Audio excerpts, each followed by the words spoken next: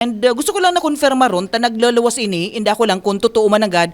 Totoo po na saro sa mga main entertainer na pwede pong mag-abot dyan, si Vice Ganda, tabi Mayor Lenny.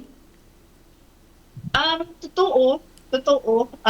Actually, duwa ang in-invite na. Iko kaya within the Hot Air Balloon Festival kaya, igwang brand launch ang city government para sa bagong tourism brand. Nagpag-ibog itang tourism brand, iniyo, pigibo sa tong libre kag mga renowned na mga ad agency sa Manila, mayo kaya kitang tourism brand. Igo kitang garo brand for Naga, pero mayong tourism brand. So ka sanang i-take advantage ining Hot Air Balloon Festival para i-launch si tourism brand. So duwa man lang si Inapudanta na nag-yes tulos.